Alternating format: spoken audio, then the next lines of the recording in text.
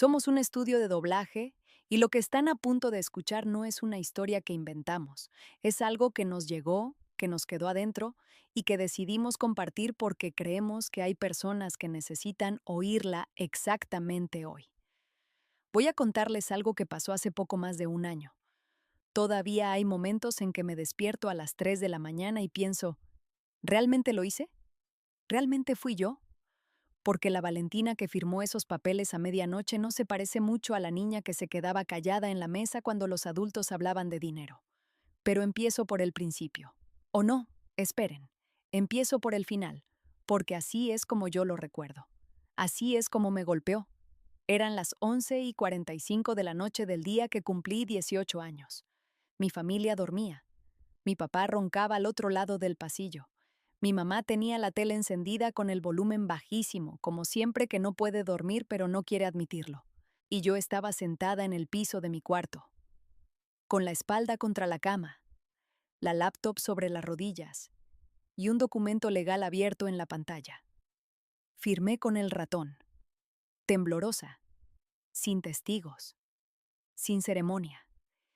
Y en ese momento, sin que nadie en esa casa lo supiera, me convertí en la única dueña legal de todo lo que mis abuelos me habían dejado. Propiedades, inversiones, una cabaña junto al lago que huele a madera vieja y a algo dulce que nunca he podido nombrar del todo. Mi papá se enteró a la mañana siguiente. Su cara, su cara todavía me persigue, no de culpa. Me persigue porque no sé qué sentir cuando pienso en ella. Pero para entender lo que pasó esa noche, necesito llevarlos a Michoacán, a un verano que yo tenía 12 años y que entonces me pareció un verano normal, ordinario, un abuelo, una cabaña, una cerca rota. Lo que no sabía es que ese verano mi abuelo Ernesto ya estaba hablando con una abogada, ya estaba planeando exactamente esto. Mi abuelo Ernesto Villanueva era un hombre que no gastaba palabras innecesarias. Carpintero de profesión, ranchero de alma, de esos que se levantan antes que el sol, y no entienden muy bien para qué existe el sillón si no es para morirse en él de viejo. Tenía las manos así, ásperas, con las venas marcadas como ríos en un mapa viejo, y olía a aserrín y a café de olla incluso cuando acababa de bañarse. Ese verano me llevó a la cabaña del Lago Azul un sábado en su camioneta. 2 horas de carretera, la mitad sin pavimento, con la ventana abierta aunque hacía calor porque a él le gustaba sentir el aire. Me enseñó a revisar los postes de la cerca hundiendo el pulgar en la madera. Si cede, ya no sirve. Me lo dijo con una seriedad que yo en ese momento atribuí a que era viejo y los viejos son serios con las cercas. Pero no era la cerca, era todo lo demás que estaba enseñándome sin decirme qué era. Después de trabajar toda la mañana, mi abuela Consuelo nos tenía agua de Jamaica y tortas en la mesa de la cocina. La mesa que él mismo había hecho. Una pieza enorme, de madera oscura, con una rajadura en la esquina izquierda que ella tapaba con el mantel los domingos cuando venía visita. Ese mantel verde con flores bordadas a mano. No sé por qué me acuerdo del mantel. Me acuerdo de todo de esa cabaña. Esa tarde, mientras yo pateaba piedras junto al lago, mi abuelo se paró a mi lado y me dijo algo que entonces me pareció raro. Dijo, esta tierra no es un número, Valentina. La gente que la ve como número acaba por perderla. La gente que la ve como raíz, esa la conserva. Tenía 12 años. Le dije que sí con la cabeza como hacen los niños cuando los adultos dicen cosas que suenan profundas pero que no entienden del todo. Él no insistió. Solo me apretó el hombro una vez y se fue adentro. No supe hasta 6 años después que esa misma semana había firmado los papeles del fideicomiso. En casa las cosas eran distintas. No malas, que quede claro. Mi papá Roberto Mondragón es un hombre que trabaja, que no bebe, que llega a dormir. No es un monstruo, nunca lo fue. Pero hay una diferencia enorme entre no ser un monstruo y ser presente. Y esa diferencia yo la sentí toda la infancia sin tener palabras para nombrarla. Teníamos una casa en Morelia, colonia bien, como dicen, jardín pequeño, 2 carros, una tele grande en la sala que mi papá encendía apenas llegaba como si necesitara ruido de fondo para existir. Mi hermana Sofía, que tiene 3 años menos que yo, Tenía el cuarto más grande porque cuando lo remodelaron, ella lloró más fuerte y mis papás cedieron. Cosas así. Yo no lloré. Nunca lloré por esas cosas. No sé si era madurez o si simplemente aprendí muy rápido que llorar en esa casa no cambiaba el resultado. Una noche, cuando yo tenía como 13 años, escuché a mi papá hablar con mi tío Rodrigo en la cocina. Rodrigo es el hermano menor de mi papá, agente de bienes raíces, siempre con una sonrisa que llega antes que él y se queda después de que ya se fue. Esa noche hablaban de la cabaña, de cuánto valdría si la vendieran, de que los impuestos prediales no los iba a pagar solo papá grande, de que la tierra sin uso es dinero muerto. Yo estaba tomando agua, me quedé detrás de la puerta, no dije nada. Tenía 13 años y no tenía nada que decir, pero lo guardé aquí, donde guardo todo lo que no puedo soltar todavía. Mi abuelo Ernesto murió cuando yo tenía 15. Fue en marzo. Hacía frío para ser Michoacán. El velorio fue en la cabaña, que era lo que él había pedido, y yo me quedé toda la noche sentada junto a su cajón sin poder dormir, mirando cómo la gente iba y venía con vasos de atole y caras de circunstancia. En algún momento de la madrugada vi a mi tío Rodrigo y a mi papá afuera, en la orilla del lago, fumando. No fumaban normalmente. Era una cosa extraña, los dos con cigarro como si la ocasión lo justificara.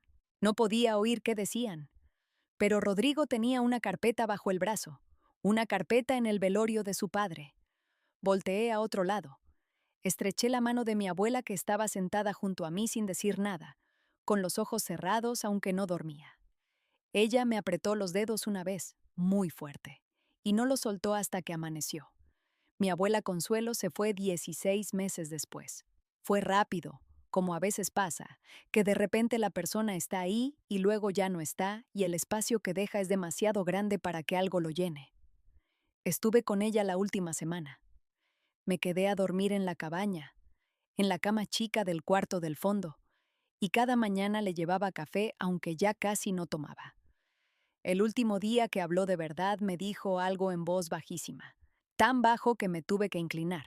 Me dijo, Valentina, la cabaña es tuya, no se las dejes, prométeme. Le prometí, sin preguntar nada, sin entender del todo qué implicaba esa promesa. Simplemente le dije que sí porque era lo que ella necesitaba oír y porque en ese momento lo sentí como la cosa más verdadera que había dicho en mi vida. Murió 2 días después. En el velorio de mi abuela, mi papá llegó con traje. Rodrigo también. Otra vez la carpeta bajo el brazo de Rodrigo. Esta vez sí los oí hablar. Estaba en el baño de la cabaña y la ventana daba al corredor donde ellos estaban. Rodrigo dijo, con los dos muertos, el proceso es más limpio, somos herederos directos, escrituramos a nuestro nombre y vendemos antes de que alguien meta las manos. Mi papá respondió algo que no oí bien, y luego Rodrigo dijo, el comprador ya está listo, 480,000, trato hecho en cuanto tengamos el papel limpio. Me quedé quieta con la mano en el grifo del lavabo. El agua corría y yo no la cerraba. 480,000 pesos. O quizás dólares. No supe en el momento. Lo que supe es que mi tío ya tenía comprador. Antes de que enterraran a mi abuela. Antes de que el olor a cempasúchil se fuera de la cabaña. Ese día tomé una decisión. Todavía no sabía cómo llevarla a cabo. Todavía no sabía que mi abuelo ya la había tomado por mí, años atrás. Pero decidí que no me iba a quedar callada esta vez. Los meses que siguieron fueron raros. Tenía 16, después 17. Seguía yendo a la cabaña casi todos los fines de semana. Sola, en el autobús, porque no tenía carro todavía. Llevaba comida, herramientas, libros. Reparé la gotera del techo del porche, cambié 3 tablas del piso del baño que estaban cediendo. Pinté la ventana del cuarto que se había descascarado. No lo hacía por estrategia, lo hacía porque era lo que había que hacer. Porque nadie más lo iba a hacer. Porque la cabaña me lo había pedido sin palabras, igual que me lo había enseñado mi abuelo, que si algo cede es porque nadie puso el pulgar a tiempo. En casa, la conversación fue cambiando. Mi papá empezó a llamarla la propiedad familiar en vez de la cabaña de tus abuelos.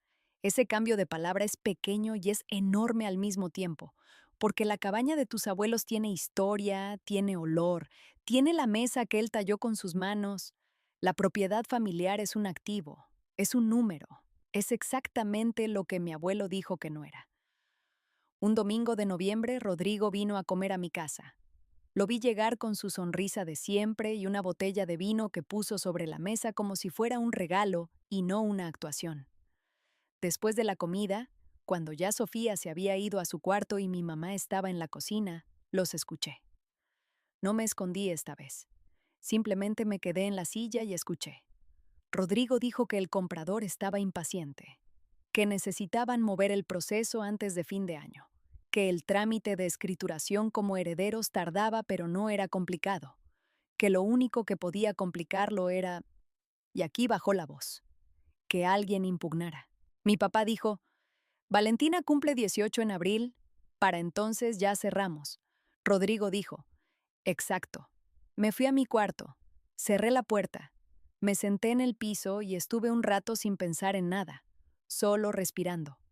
Después, abrí la cajita de lata donde guardo cosas pequeñas importantes, monedas viejas, una foto de mi abuela, una entrada a un concierto al que fui con mi mejor amiga Lorena, y la tarjeta de presentación que había encontrado 6 meses antes, en la cabaña, detrás de un cajón que estaba vaciando. La tarjeta decía, Licenciada Carmen Fuentes, Derecho Patrimonial y Sucesiones. Y abajo, en letra pequeña, Fideicomiso Villanueva. Mi abuela la había dejado para mí, en el cajón del escritorio que solo yo vaciaba porque solo yo iba a limpiar. Ella sabía que yo sería la que fuera. Ella sabía que yo sería la que buscara. Guardé la tarjeta. No llamé todavía. No era el momento. 3 meses antes de mi cumpleaños, la licenciada Carmen Fuentes me llamó a mí. Era un miércoles por la tarde. Yo estaba en el camión de vuelta de la cabaña con las manos llenas de pintura verde del marco de la ventana que había retocado. Y mi teléfono vibró con un número desconocido. Contesté porque siempre contesto. No sé por qué, pero siempre contesto. Su voz era tranquila, del tipo de tranquila que es entrenado, no natural. Dijo que era la abogada de mis abuelos, que había cosas que yo necesitaba saber antes de cumplir 18, que el tiempo era importante. Nos vimos el sábado siguiente en su despacho en el centro de Morelia, tercer piso de un edificio viejo, con esas ventanas altas que dejan entrar una luz que huele a papel y a historia.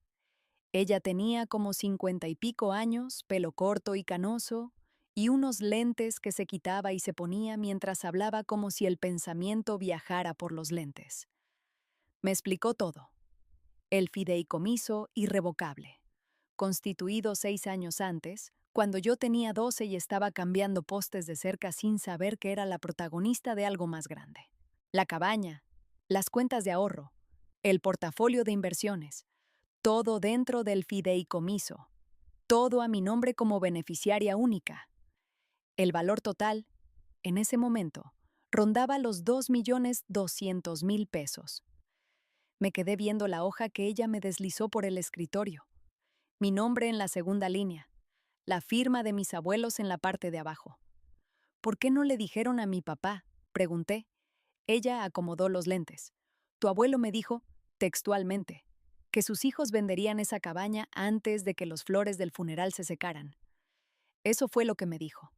El cuarto se quedó muy quieto. Yo pensé en la carpeta de Rodrigo en el velorio de mi abuelo. Pensé en el vino que traía como si fuera un regalo. Pensé en la voz de mi papá diciendo, para entonces ya cerramos. Ella me explicó lo que tenía que pasar. Cuando cumpliera 18, yo podría firmar la aceptación formal como beneficiaria sucesora. En ese momento ella presentaría una demanda de jactancia preventiva en el registro público de la propiedad. Eso significaba que nadie podría registrar nada contra ese inmueble mientras el proceso estuviera activo. ¿Y si ellos actúan antes?, pregunté. Antes de tu cumpleaños eres menor de edad. Ellos asumen que eso los protege. Cuenta con eso. Manejé de vuelta a casa sin música, solo el ruido del motor y mis pensamientos dando vueltas. Mi papá iba a organizar mi fiesta de cumpleaños. Mi tío ya tenía firmado un contrato de compraventa con un comprador que no sabía que el inmueble no le pertenecía. y yo iba a llegar a esa fiesta sonriendo mientras contaba los días. No sé si eso me hace inteligente o si me hace algo que no tengo nombre todavía. Los días que faltaban fueron extraños. Mi mamá Graciela empezó a hablar más de mi futuro, de la universidad, de lo importante que es que la familia esté unida en los momentos difíciles. Decía todo eso mientras doblaba ropa o lavaba trastes, sin mirarme a los ojos, con ese tono de quien ensaya algo antes de decirlo de verdad. Un miércoles me sentó en la sala, puso 2 tazas de té, hizo todo el ritual. Luego me dijo que la situación económica de la familia era complicada, que el negocio de mi papá no estaba bien, que era importante que entre todos tomáramos decisiones responsables, que la cabaña era hermosa pero era también un pasivo, impuestos, mantenimiento, que vender era lo más sensato. Le pregunté quién era el comprador, vaciló. Dijo que una empresa de desarrollo, que Rodrigo los conocía. Le dije que lo iba a pensar. Me apretó la mano y me dijo que sabía que yo era una chica madura y que confiaba en mí. Cuando se fue, me quedé con la taza de té caliente entre las manos y pensé que hay 2 formas de confiar en alguien. Una es creer en lo que esa persona es. La otra es creer que esa persona va a hacer lo que tú necesitas.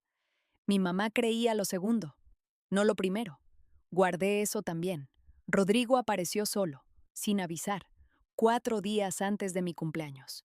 Llegó cuando yo estaba barriendo el patio. Traía pantalón de mezclilla y una sonrisa que nunca se apaga, ni en velorio, ni en conversación difícil, ni aquí. Se recargó en la barda. Dijo que quería hablar persona a persona, sin papás, sin intermediarios. Me dijo que entendía que yo era sentimental con la cabaña, que era normal, que era joven, pero que el mundo real funcionaba distinto, que 480,000 pesos eran 480,000 pesos y que él podía garantizarme 50,000 para mí, para empezar la universidad con tranquilidad. ¿50 de 480? Le dije. Sonrió más. Dijo que yo era lista. Dijo que eso era exactamente lo que iba a necesitar en la vida. Ser lista. ¿De quién es la escritura ahorita, tío Rodrigo? Le pregunté. La sonrisa cambió. No desapareció, que él no deja desaparecer la sonrisa fácil. Pero algo detrás de los ojos se movió. Dijo que técnicamente estaba en trámite de sucesión, que como herederos directos, le dije que lo iba a pensar. Se fue. Desde la camioneta lo vi marcar un número. Habló todo el tiempo que tardó en doblar la esquina. Esa noche le mandé un mensaje a la licenciada Carmen. «Están acelerando», respondió en 2 minutos. Lo esperaba. 4 días. Aguanta. 4 días. La noche antes de mi cumpleaños manejé sola a la cabaña. Fui porque necesitaba estar ahí, sin razón más elaborada que esa. Estacioné en la gravilla que mi abuelo nivelé a mano décadas atrás y caminé hasta el porche. El segundo escalón cruje igual que siempre. No lo he arreglado a propósito. Me gusta ese sonido. Me gusta que la cabaña avise cuando alguien llega. Me senté en el sillón de madera. El del abuelo estaba a mi lado, vacío. El lago estaba oscuro y quieto. Había una media luna que cortaba el agua. Abrí la laptop. Carmen me había mandado el paquete completo. El formulario de aceptación de beneficiaria sucesora. Un resumen del fideicomiso. La copia de la escritura registrada en 2018, 6 años atrás, mientras yo jugaba con los postes de la cerca sin entender nada. También había algo más. Un sobre escaneado. Una carta de mi abuelo. La leí 3 veces. Decía que él sabía que sus hijos iban a intentar esto. No con odio. Lo decía con una tristeza que se notaba incluso en la tipografía irregular de su letra. Decía que quería a su hijo Roberto, que Rodrigo era Rodrigo, que siempre fue el que corría más rápido que su conciencia, pero que la cabaña no era para el que corriera más rápido, era para el que se quedara a reparar lo que se rompía. La última línea decía: la encontré siempre a la orilla del lago cuando el resto ya se había ido. Esa es la razón. Me puse a llorar, sin drama, sin ruido.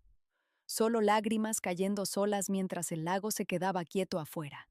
Lloré por él, por ella, por el verano que tenía 12 años y no entendí que era una despedida adelantada. Lloré porque hubiera querido que las cosas fueran distintas, que mi papá fuera otro tipo de hombre, que no tuviera que defenderme de mi propia familia con documentos legales a medianoche en el piso de mi cuarto. Pero los deseos no se registran en el registro público de la propiedad. Los fideicomisos sí. A las 12 en punto conecté la videollamada con Carmen. Estaba en su despacho aunque era medianoche. Tenía café. Tenía los lentes puestos.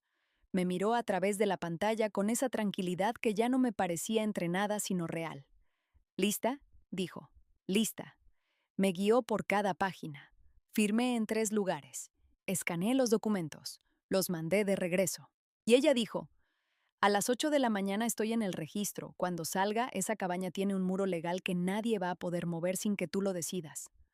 ¿Y si ya presentaron algo? Dije. Entonces, lo que presentaron va a chocar contra una cadena de título que lleva 6 años registrada. Y va a rebotar. Cerré la laptop. Me quedé sentada en el porche hasta las 2 de la mañana. Luego manejé de vuelta a Morelia.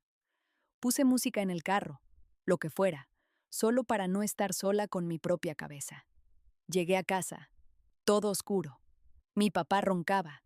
Mi mamá tenía la tele encendida bajísimo. Me acosté vestida. Y dormí. La fiesta fue a las 6 de la tarde. Mi mamá hizo pozole rojo, que es lo que pido siempre. Había vecinos, 2 amigas del trabajo de ella, don Aurelio de la casa de enfrente que siempre aparece cuando hay comida y siempre se va antes de que terminen los platos. Lorena, mi mejor amiga, estuvo toda la tarde a mi lado sin hacer preguntas porque me conoce lo suficiente para saber que cuando estoy callada es porque estoy guardando algo importante. Hubo pastel. Cantaron. Sofía me tomó fotos con su teléfono. En algún momento mi papá se paró junto al pastel y dijo, con esa voz de quien hace un anuncio, que quería que todos supieran que la familia estaba pasando por un proceso de reestructuración, de toma de decisiones importantes, y que contaba con que todos, incluyendo a Valentina, que ya era mayor de edad, estaban de acuerdo. Dijo, ¿verdad, mija? Toda la sala me miró. Yo lo miré a él. Dije, muchas gracias por la fiesta, papá. Nada más. Rodrigo, que estaba junto a la puerta con un vaso de refresco, me miró fijo. Luego miró a mi papá. Luego volvió a mirarme a mí. Los invitados siguieron comiendo. Lorena me tomó del brazo después un rato y me dijo bajito, ¿qué está pasando? Le dije, mañana te cuento. Asintió sin preguntar más. Así es, Lorena. Cuando se fueron los últimos invitados, quedamos los 5. Mi papá, mi mamá, Rodrigo, Sofía y yo. Rodrigo cerró la puerta con algo de más cuidado del necesario, como quien pone punto final a una escena. Mi papá se sentó, puso los codos en la mesa, dijo, Valentina, mañana en la mañana Rodrigo y yo vamos al registro público. Presentamos los papeles. En 3 semanas el proceso está listo. La cabaña se escritura a nuestro nombre y la venta cierra antes de que termine el mes. ¿Quién firmó el contrato de compraventa?, pregunté. Un silencio. Rodrigo dijo, eso no es lo importante ahora. ¿Cuándo lo firmaste, tío? ¿Antes o después del funeral de la abuela? Mi mamá dijo mi nombre en ese tono que significa, para. Mi papá dijo, lo que importa es que esto es lo mejor para la familia, para todos, tú incluida. ¿Qué me toca a mí? Rodrigo dijo, 50,000 pesos para tu universidad, un muy buen arranque. ¿De cuánto es la venta total? Nadie contestó. Me levanté, recogí mi bolsa y dije, sin levantar la voz, sin temblar, porque había practicado esto 1000 veces en mi cabeza. Les deseo buena suerte mañana en el registro. Mi papá se puso de pie. Dijo que si yo iba a dificultar esto, si iba a ponerme difícil, que pensara bien en las consecuencias, que vivía bajo su techo, que dependía de su ayuda para la universidad, que una familia funciona cuando todos jalan para el mismo lado. Lo miré. Le dije, buenas noches, papá. Me fui a mi cuarto. Me senté en el piso. Mis manos temblaban. No del miedo, del esfuerzo de no llorar delante de ellos, porque si lloraba delante de ellos iban a pensar que habían ganado algo. Mientras Rodrigo llegaba al registro público a las 9:15 de la mañana, con su carpeta bajo el brazo y su contrato de compraventa y su sonrisa de siempre, Carmen ya llevaba 1 hora y cuarto adentro. Ella me lo contó después. paso a paso, como si también necesitara que alguien más lo supiera. La empleada del registro tomó los documentos de Rodrigo. Ingresó el número de predio al sistema, leyó la pantalla, ingresó de nuevo, y luego dijo con esa voz plana de funcionaria que ha visto de todo: «No puedo registrar esto. El inmueble está sujeto a fideicomiso constituido en 2018. Hay además un aviso preventivo registrado esta mañana». Rodrigo dijo que eso era imposible. La empleada le mostró la pantalla. Mi papá, que estaba detrás de él, leyó el nombre en la ficha: Fideicomiso Villanueva. Beneficiaria: Valentina Mondragón Villanueva. Carmen estaba sentada en la sala de espera con su café y sus lentes mirando la pared. Rodrigo la reconoció y entendió. Mi papá me llamó a las 9:42. Yo estaba en la cocina tomando café. El teléfono vibró sobre la mesa y lo miré vibrar 2 veces antes de contestar. «¿Qué hiciste?». Su voz era algo que no había oído antes. No era enojo exactamente. Era algo más hondo que eso. Acepté lo que mis abuelos me dejaron. Eso fue todo. ¿Cuándo te enteraste de esto? Hace 3 meses. ¿Y no nos dijiste nada? ¿Me habrían escuchado? Un silencio muy largo. Voy a impugnar el fideicomiso, dijo. Carmen te explicará por qué eso no es viable. Puedes llamarle. Aquí está su número. ¿Tú le diste su número? Sí. ¿A nuestra abogada? Ella no es su abogada, papá. Es la abogada del fideicomiso. Colgó. Me quedé con el teléfono en la mano mirando el vapor que subía de mi taza. Rodrigo llamó después. Diferente tono. No enojado. Asustado. Me dijo que el comprador estaba amenazando con demandarlo, que había una cláusula en el contrato que lo hacía responsable si no entregaba la escritura limpia, que necesitaba que yo retirara el aviso preventivo para poder negociar algo. Le dije que no. Me dijo que yo no entendía en qué lío me estaba metiendo. Le dije que él tampoco entendió en qué lío se metió cuando firmó un contrato sobre una propiedad que no era suya. Hubo una pausa. Luego dijo algo que no voy a repetir. Y colgó. Carmen me confirmó lo del contrato. La empresa compradora, un desarrollador de la Ciudad de México, exigía a Rodrigo 120,000 pesos por incumplimiento de contrato más daños y perjuicios. Además, el notario al que Rodrigo había llevado los documentos reportó inconsistencias en los papeles de sucesión, lo que derivó en una revisión por parte del Colegio de Notarios. No hubo denuncia penal, al final. No porque no había de qué, sino porque Carmen y yo decidimos no presentarla. Esa fue una decisión mía. Rodrigo es el hermano de mi papá. Mis abuelos lo quisieron aunque no le confiaron la cabaña, y yo no quería que eso terminara en un juzgado penal si podía terminar de otra forma. Terminó con Rodrigo pagando el incumplimiento en parcialidades, con su licencia de agente inmobiliario suspendida mientras durara la investigación del Colegio de Notarios, y con una conversación que tuvo con mi papá que nunca escuché pero cuyos efectos noté en la forma en que mi papá dejó de mencionar la cabaña para siempre. Mi papá y yo tardamos un mes en volver a hablar de verdad. Un mes en que vivíamos en la misma casa y nos cruzábamos en el pasillo y en la cocina, con ese silencio incómodo de dos personas que tienen mucho que decirse y no saben cómo empezar. Mi mamá hacía de puente, pasaba mensajes, intentaba suavizar cosas que no se suavizan con tamales y buena voluntad.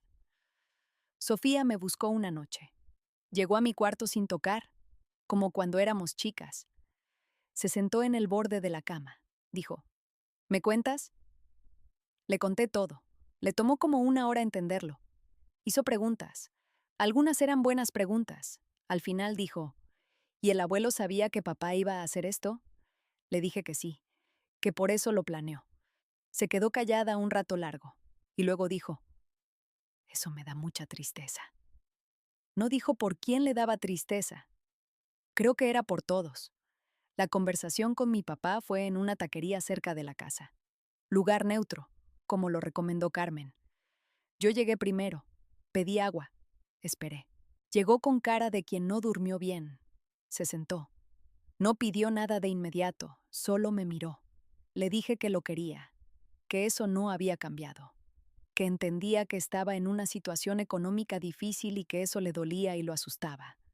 Y que aún así, lo que intentaron hacer no estuvo bien, dijo.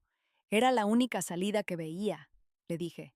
Había otras, solo que ninguna te daba el dinero tan rápido. Quedó callado. Después de un rato dijo, ¿tus abuelos me querían?